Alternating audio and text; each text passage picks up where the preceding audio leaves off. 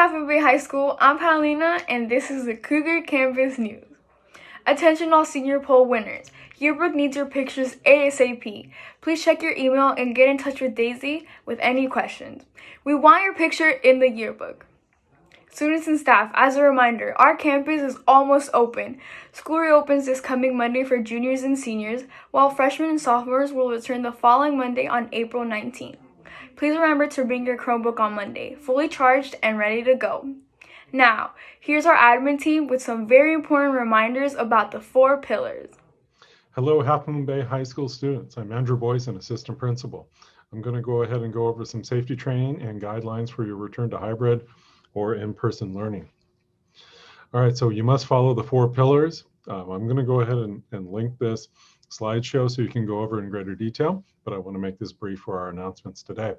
Remember, health and hygiene, to wash your hands, have cough etiquette, all those types of things. Everyone must have a face covering. Bandanas are not acceptable face coverings. We need to tie it around the nose, tie it around the chin, okay?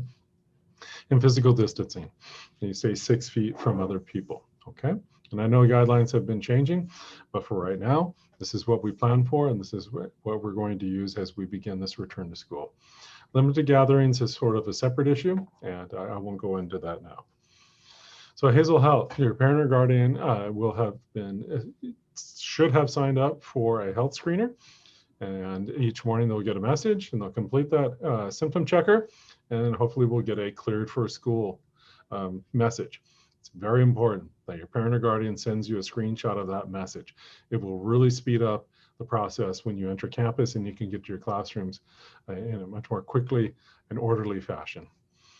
So the steps when you arrive for school days. Arrive to school no earlier than 15 minutes before your first class. It's important. We don't want people gathering. We want people to get on campus and get to their classroom.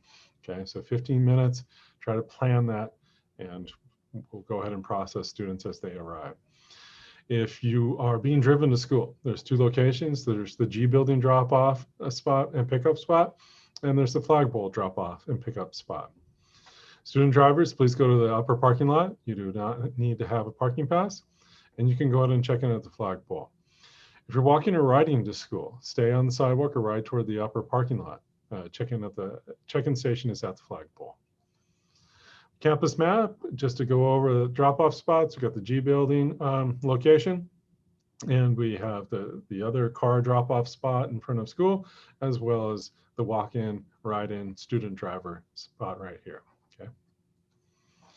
All right, so steps for school day, so arrival. Approach one of 3 check-in stations, okay? This is just a staged version of something, what it's going to look like when you return to school. You got Ms. Krieger over here and me over there. I'm for the drivers that are dropped off. Ms. Krieger's there for the walk-ins, the student drivers, and the bicyclist. Okay, when you arrive and you're prompted to approach the symptom checker, you'll go ahead and show on your phone the Hazel Health clearance that you cleared for school. If you don't have that screenshot or you don't have a mobile phone, then we'll go ahead and do the symptom checking right on spot and take your temperature and send you on your way to your first class. Now the campus map, you're going to get a paper copy of this, and it will also be available in the slideshow that we've given you. But it might look complicated, but once you get used to it, you'll see it makes sense for the one key thing we need, which is one flow traffic, okay? We don't want people walking counter to each other, and because that creates a safety issue for transmission. Okay, please follow the arrows. How do you know?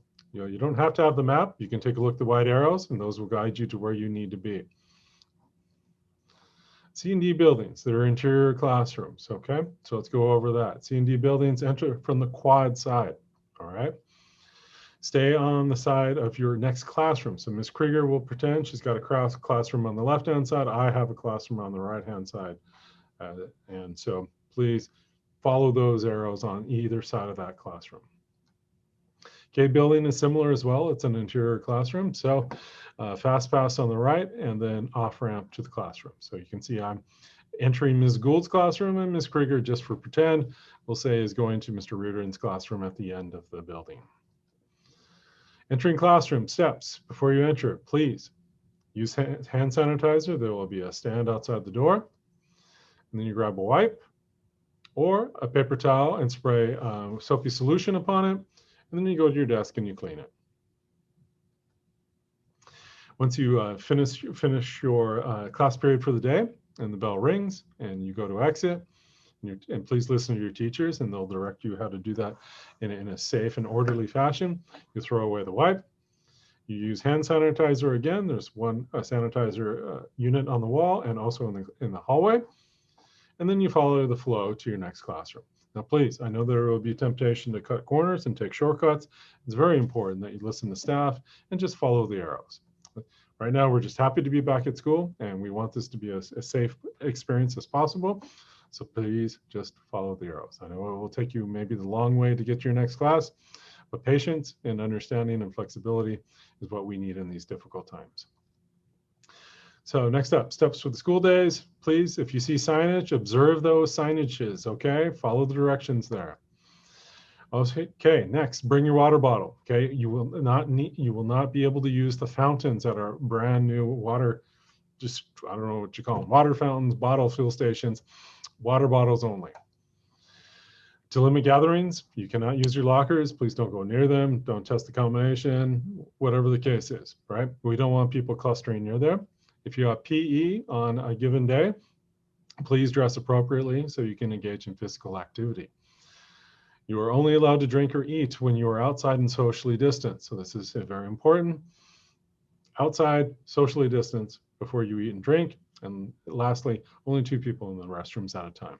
There'll be staff to help monitor this and make sure everything's okay, but please call into a restroom if you are uncertain to see if there are 2 people in there. All right. Thank you so very much. I really appreciate it. We all really appreciate your help in making the return to in-person learning possible. This is a group effort. We're in this together, and we all need to rely on each other to follow the guidelines and to make this a successful return to in-person learning. So please follow the 4 pillars, follow the directions of staff, work hard, be kind to one another, and have a great day. Thank you. Attention all seniors, graduation is quickly approaching. As a reminder, you must complete the community service requirement of 35 hours in order to graduate. No exceptions will be made as there are plenty of at-home volunteer opportunities. Check with your government teacher if you're not sure how many hours you have, and ask your counselor about upcoming chances to earn hours. Do not wait until mid-May to complete your 35 hours, or you will not walk at graduation.